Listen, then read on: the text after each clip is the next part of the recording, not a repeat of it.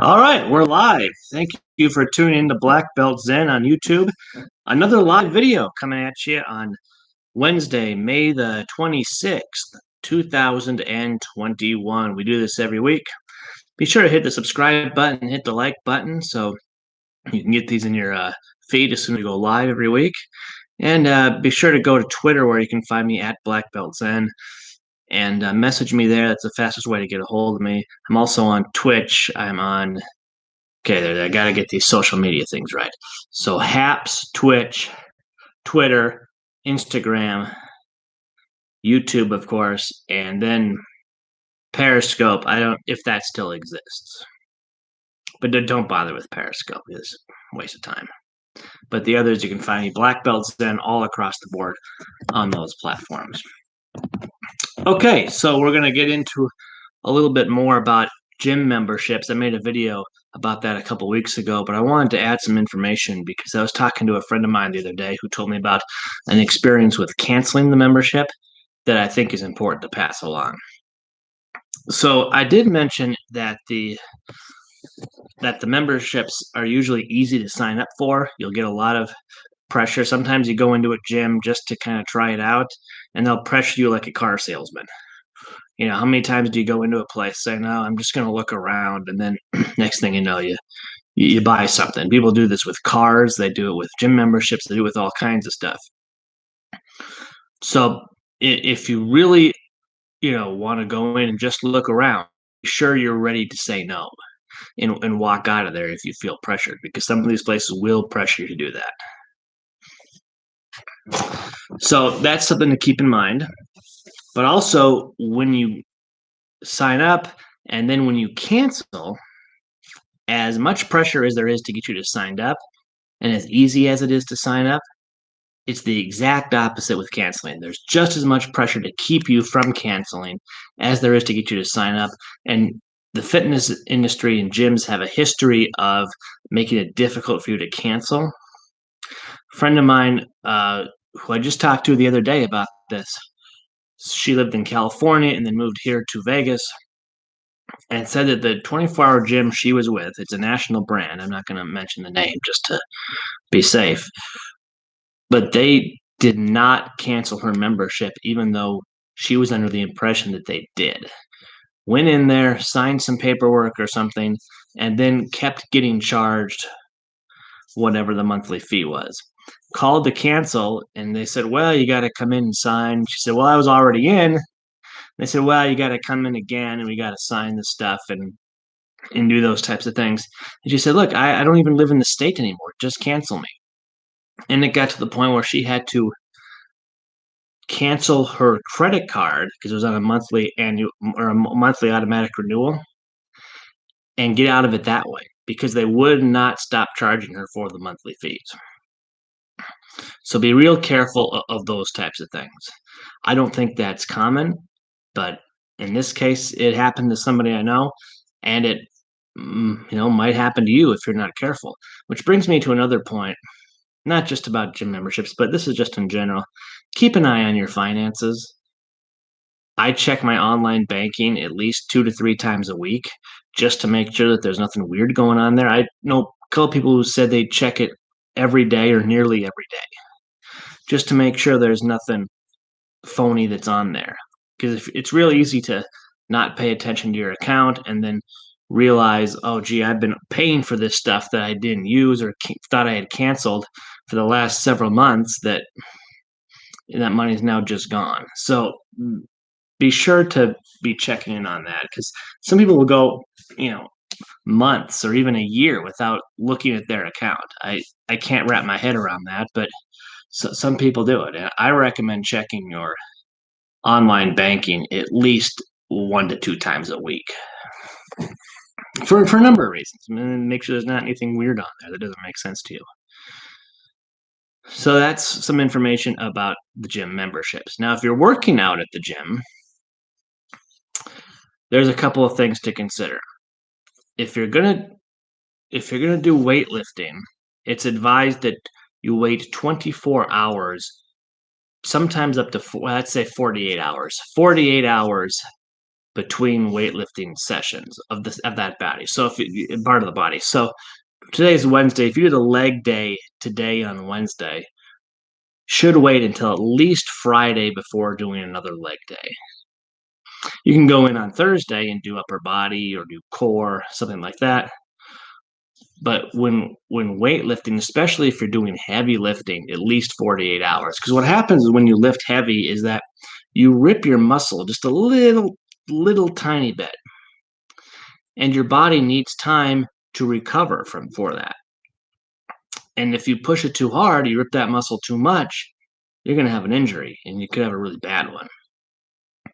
So give your body time to kind of recover.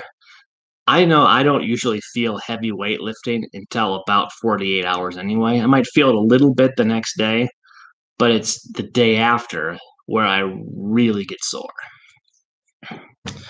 So that's something to keep in mind. Now you might feel it feel it earlier, you might feel it later. Everyone's body is not the same, but listen to your body. And if your body is telling you you need to kind of back off or maybe take the day off and rest and things like that, there's no shame in doing that. There's nothing masculine about injuring yourself just to go out and prove you can work out another day. That's just your ego getting the best of you. That doesn't make any sense. So listen to your body, take care of your health. The whole reason you go to the gym is to be healthier anyway. So keep that in mind. You can push it too far. There are people who have literally died from exercising too much or seriously injured themselves. I know about 6 months ago, I guess it was, I was at the gym and I pushed it too hard. And I pushed it so hard that I was hobbling around the next couple of days, and I didn't go back to the gym for a week. My elbows, my shoulders, my legs, it was a full body workout, and I pushed myself as hard as I could, and I was out of commission as far as going to the gym and to work out for nearly a week. And that's not good. It's not a good feeling to have those things. But the good news is the more you lift, the more you understand what your limits are, and the more your body adjusts to it. So that's some stuff to keep in mind when weightlifting. Now, if you're doing cardio is great. I like cardio. I don't like weightlifting. In fact, I hate it. So I probably don't do it nearly as often as I should, just based on that. But the benefit of doing weightlifting is that when you get stronger, it burns your fat more. So when you do cardio, once you get off the treadmill, you're not burning anything anymore. But when you're lifting weights, you build that muscle. Muscle will burn the fat 24 hours a day. So that's really one of the big benefits of weightlifting. Of course, you get stronger. And for those of you who like to go to the beach in the summertime, because summer's almost here and stuff, and show off your bodies, that might be motivational to you as well. But whatever works for you to get out there and do some weightlifting and get healthy, whatever works, use that, whatever motivates you. Now, for cardio, you've probably seen some people, and if you've been to the gym, you've probably seen the machines, if you do cardio, that have the heart rate built in. You can hold it on the handles there. It'll tell you what your heart rate is. So your heart rate is 138. Okay, well, what does that mean? Well, we're going to talk about that. So this is a heart rate monitor. This one I got from CVS. You can get these at Walgreens. You can get them probably a lot of other places. If you've ever been to the doctor's office, you've seen one of these, right? You just clip this. I keep this in my gym bag, and after each workout, I check my heart rate. Let's see what it is right now. Just slip it on and turn it on there, and it'll tell me my heart rate and my oxygen as soon as it comes up. And my oxygen is at 97. It should be between 95 and 99 or 100. Mine's currently at 97, and my resting heart rate is at 77. It's a little bit high for me. Usually it's about 68 to 72, but it's still within the normal range. So the normal range for it is 60 to 100 for your heart rate. if you're say 25 and you're a great athlete and you're in excellent shape, you might have a heart rate of say 56 beats per minute, and in that case, you might be perfectly fine. Basically, the more your heart beats, the harder it has to work. So if your resting heart rate is 62, that's typically healthier than someone whose resting heart rate is, 82 or 90, because your heart doesn't have to work quite as hard that way. And a lot of that has to do with age and being in shape and genetics and different types of things. A lot of factors there. But if you're between the 60 and 100 range, if the resting heart rate, you're in a normal range. And oxygen is set 95 to 99 or 100. So what's your maximum heart rate? Well, that's the heart rate you should not go past when you're working out. Now you can do one like this and have a heart rate monitor you put on your finger. There's ones where you kind of strap them on your chest and you can hook it up through your phone and you can read it that way with an app, so you can get it during the workout and those types of things if you want to trace it. Some of the gyms have like television screens where they have you set up your heart rate while you're working out, or set up your heart rate monitor while you're working out, and then you can see your heart rate up on a bigger screen. I've seen that. So there's lots of different ways to do it, but everybody has a maximum heart rate that it'd be unhealthy to go over. And the way you figure that out is you take 220 minus your age. So I'm 40, so 220 minus 40, 180, that's the maximum I should be at.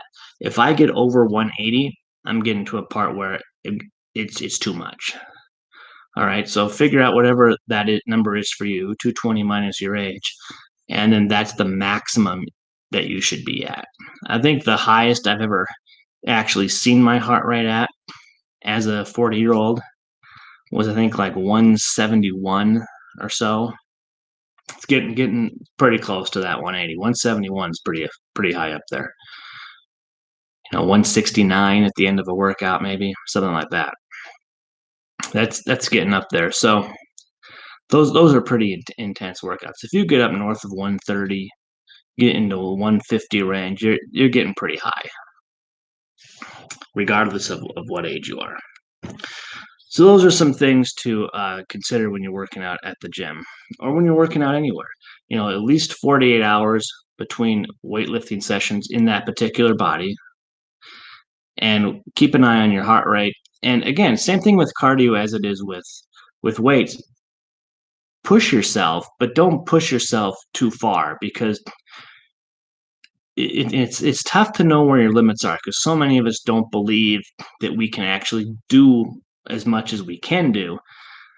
Physically, I think a lot of us can do more than we believe we can. We're just afraid to go there. It's like, oh, I could die, or I could get hurt, or something like that.